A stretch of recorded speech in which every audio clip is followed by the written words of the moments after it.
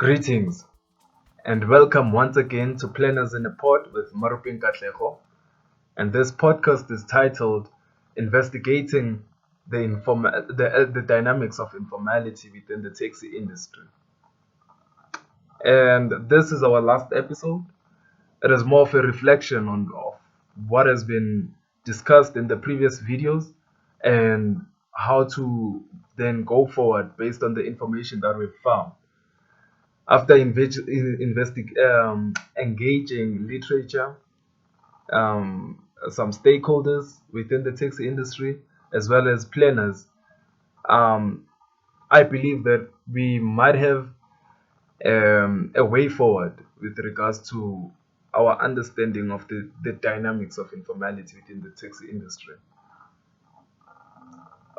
Based on the course material and what we've been taught in the course, we understand that as planners, we need to have a system and a way of approaching such dynamics within the urban landscape, particularly in um, with regards to the informality within the taxi industry. So let's let's try to understand what the taxi industry is based on what has been said before.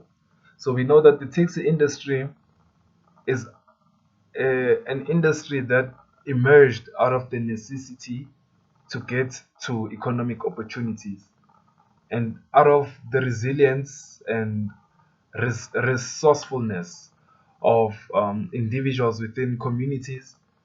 The taxi industry emerged, and this, as it has been discussed with Neil, has helped in creating spatial justice to a greater extent, which has been an initiative that spatial planners have tried to accomplish in order to redress and recorrect the spatial injustices that were caused by the planning system of the apartheid era.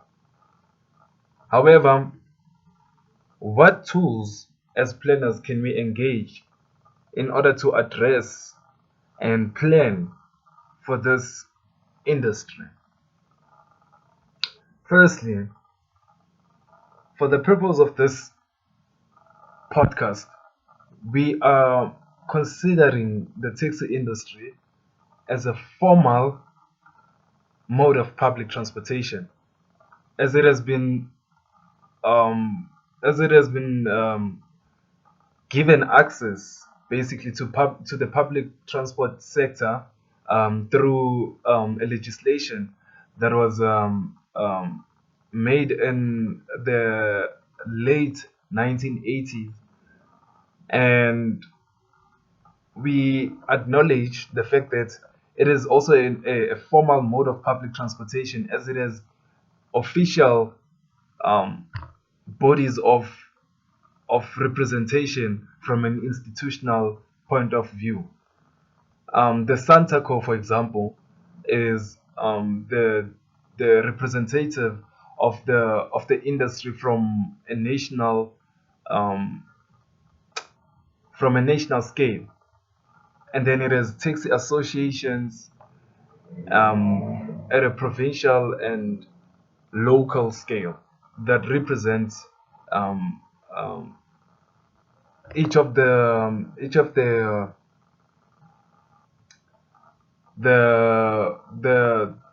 operators within those areas. So, in light of that, we also understand that although it is formally and institutionally a formalized institution, and it is a formalized industry. However, the way it operates at a local scale, it is highly informal. The term for this is paratransit.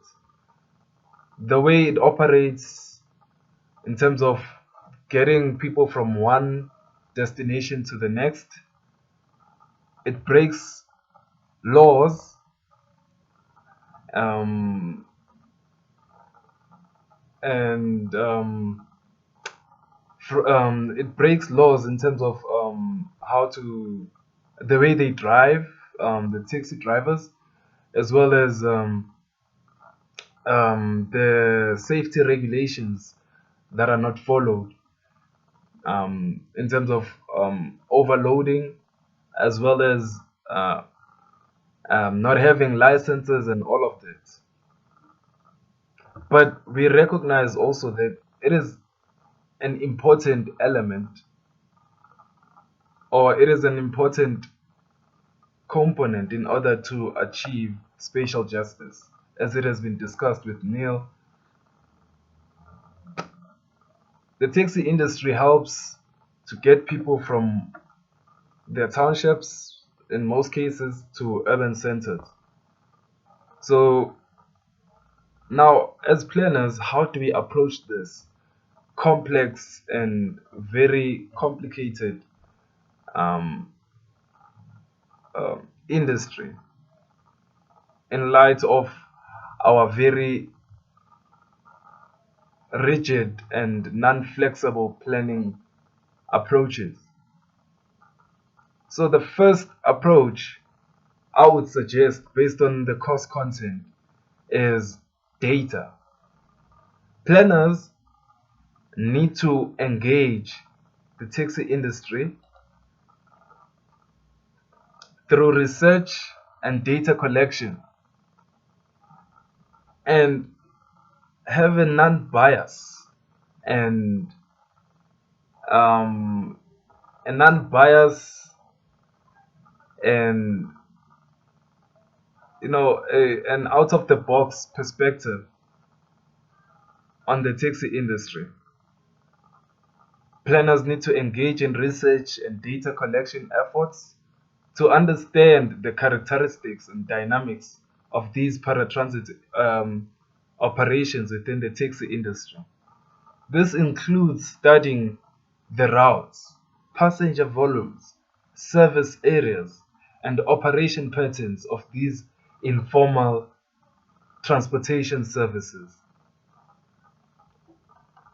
The next tool I would suggest is voice, meaning that planners have to actively engage with the stakeholders, including the drivers, people who are responsible for the operations, the passengers, and other relevant community organizations that the industry is related to gain insights on their needs, concerns, and preferences. By involving these stakeholders, planners can better understand the challenges and the opportunities associated with these paratransit operations. I will not deny the fact that this, to some extent, has been done in the past. Planners have engaged with the taxi industry through implementing the recent most relevant policy, which is the ITPN, if I'm not mistaken, um, the policy that aims to integrate all modes of public transportation. Through engaging the stakeholders, the it's the IRTPN, sorry, eh, Integrated Rapid National Transport Plan. Okay, yeah, sorry. But through that policy and planners engaging the stakeholders, concerns from the stakeholders within the industry have shown that there is a great worry towards how things operate already, and how that would be incongruent and incompatible with the the ideas of integrating the industry with other modes of public transportation. This is mainly through this is mainly firstly through the fear of the taxi owners, taxi organizations, and associations fearing that they will lose revenue, and the taxi drivers fearing that they will lose employment, status, and to some extent power. We have to acknowledge that the paratransit operations of the taxi industry are, in fact, a monopoly on its own. They are in particularly in townships. They are unchallenged by other modes of public transportation because they've established their dominance and made it clear that they don't want to compete with other public transports. Ubers, for example, are not even allowed to pick up drivers, to pick up passengers and clients on other locations, other townships. So,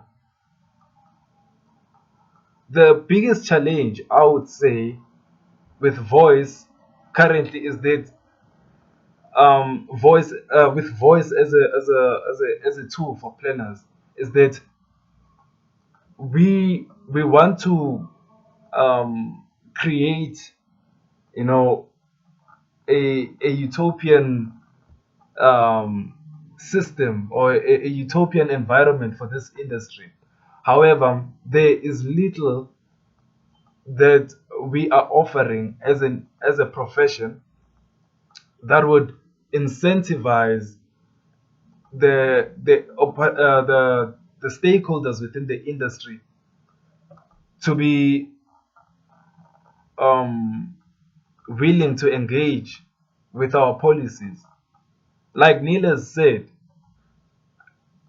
if the industry was subsidized in terms of maintenance, not necessarily giving them, okay, yes, giving them new taxis and recapitalizing the old ones was a good idea and a very ambitious initiative. However, the problem with this initiative, it was that it was not looking at the industry in the long run, because it was just a temporary solution to just give the new taxis, and without ways of ensuring that continuous engagement with um, um, from a stakeholder perspective. uh, um, there wasn't an incentive to make them continue to be participants of a formalized mode of um, a formalized system of transportation, because at this point we know that the stakeholders within the industry lose more through engaging with the or through agreeing to be part of this new policy. So, in light of that, I believe that there has to be, I would say, a um, there has to be a compromise between both government, who are supposed to be giving out the subsidies, and and the and the stakeholders within the industry. Through this compromise between the two parties, I believe that um, we would achieve a much more better regulated and formalized way of operating within the taxi industry.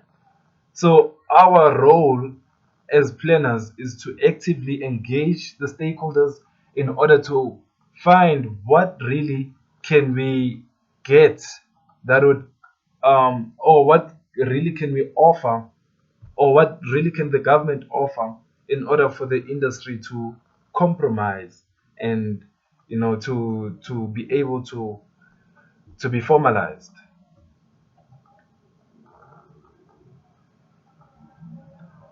The third tool, or I don't know, approach that we should look at is regulation and formalization.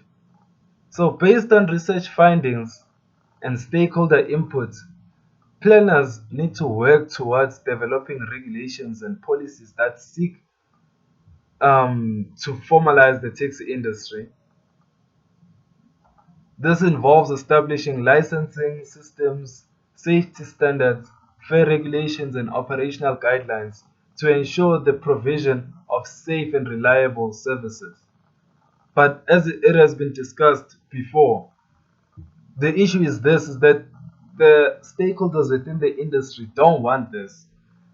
And to a greater extent, I find myself frustrated by this issue because this is the only way to help them. And however, they are not willing to participate. So I don't know, I'm struggling. I'm honestly struggling as an aspiring planner to plan for such, because it needs to happen. The formalization to a greater extent in terms of the operations, in terms of institutional um, um, uh, compliance um, of the stakeholders. It needs to happen in order for the industry to be subsidized, and for government to easily engage with the industry. It needs to happen. However, because because of issues such as poverty and lack of money and all of that, the industry is unwilling. Most of the stakeholders within the industry are not willing to comply. So it's a challenge. Um, so another thing that planners have viewed as a way to to approach the industry would be integration with formal transit systems. This means that planners, like the planners, would strive to integrate paratransit services, such as the minibus, into broader public transportation network. This integration can involve coordinating routes, schedules, and fare systems with formal transit modes of transportation like buses, trains, and tram networks. By integrating paratransit um, with formal systems, planners can improve the overall transportation efficiency and accessibility of the industry. So we are getting an idea that the planners, the planners, what the planners have been doing already, it's very, you know, it's good, and it has to happen. However, that challenge that I mentioned earlier still prevails, and that impedes, a more progressive and you know, I don't know. It's a challenge. However, I'll discuss this at the end of the podcast.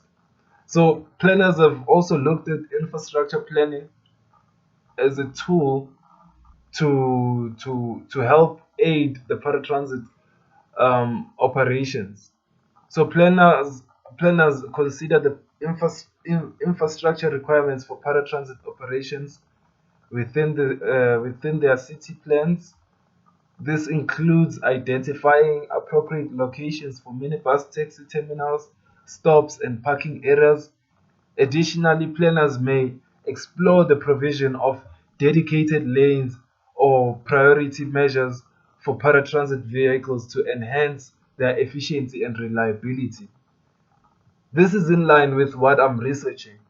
I am trying to look at infrastructure planning and, to a greater extent, urban design that is consciously planning for the industry, because we know that to a greater extent, in the past, the taxi industry has only been planned for spatially from a layout perspective.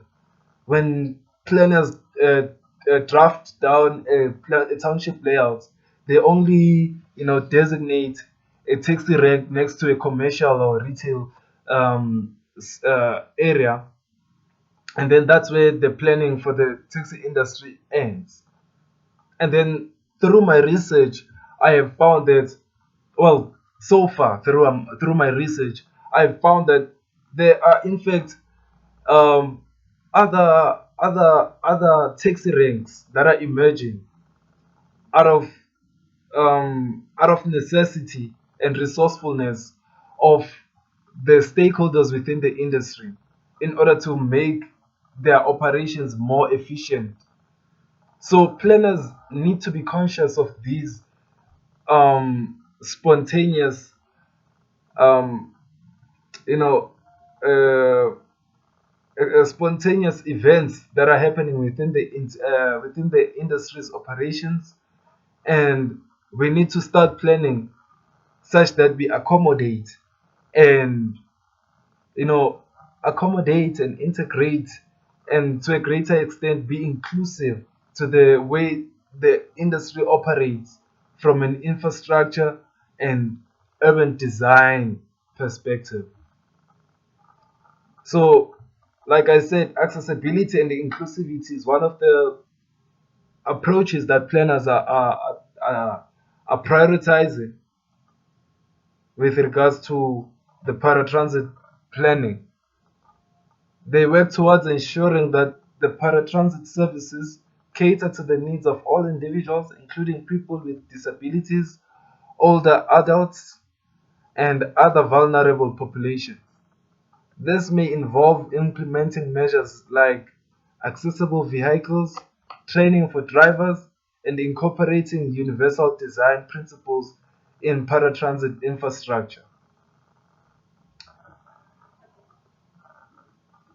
The last approach that planners could have, that they should have in order to better accommodate the paratransit operations of the taxi industry, is monitoring and evaluation.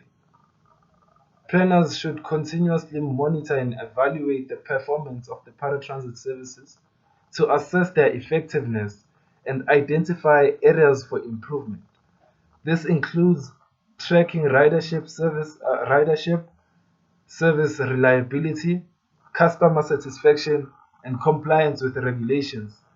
The feedback gathered through monitoring and evaluating will help in informing future planning and policy making. By incorporating these strategies, the planning discipline could address and plan or integrate paratransit operations, such as the minibus taxi industry, into city planning and policy making. The goal is to create a comprehensive transportation system that meets the diverse needs of urban residents while ensuring safety, efficiency, and inclusivity.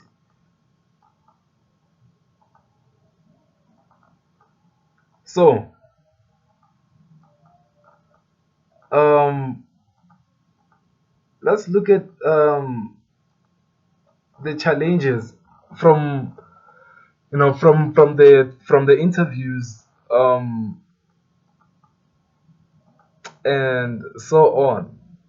What questions should planners be asking themselves with regards to spatial planning and the informality within the taxi industry? So number one is, what spatial planning challenges faced by the taxi industry? What are the key spatial planning challenges faced by the taxi industry in our region or the city? How does the informality within the taxi industry impact spatial planning efforts? What strategies or policies are in place to address the spatial planning challenges specific to taxi industry. How does how does spatial distribution of taxi services affect urban mobility and accessibility? Are there any specific areas or neighborhoods where spatial planning efforts are focused to improve taxi services and address informality? What are the potential social and economic consequences of informal taxi operations in terms of spatial planning? Are there any initiatives or plans to integrate informal taxi operators into the formal transportation system while considering spatial planning objectives? How do spatial planning considerations intersect with issues such as traffic congestion and environmental sustainability within the taxi industry? What are the opportunities for improving spatial planning in relation to the taxi industry through technological advancements such as ride sharing platforms and autonomous vehicles? How can community engagement and participation be incorporated into spatial planning processes to address challenges faced by the taxi industry? So I believe that these questions would help going forward to initiate meaningful discussions about challenges of spatial planning, particularly, and the informality within the taxi industry, um, with regards to the profession and planners in general. In conclusion to the podcast, I believe that the informality within the taxi industry, as it has been discussed before, is out of necessity, and the best way to approach this from a planning perspective is to firstly, from planning, spatial planning, firstly, there needs to be an incremental approach to planning where we approach the challenges within the taxi industry as they develop. So instead of having a static or a rigid form of planning towards the industry, as we see that this industry is a fluid and flexible industry, planners also need to adapt to such conditions. For example, to with regards to the taxi ranks, we know that the taxi ranks that are planned near the commercial and retail land uses are not enough, and the taxi industry creates its own stops, many informal taxi ranks, and other stations. All of these um, could be planned for as they develop, where planners can go and um, take down data where these stops are forming and all of that. And from there, that's when we assign infrastructure investments based on what we are already seeing on the ground. That is the best way to be inclusive with regards to spatial planning and incorporating the taxi industry. Number two, from a from an institutional perspective and legalization and following the law, we can say, like Neil has suggested, subsidizing and incentivizing the industry to want to engage with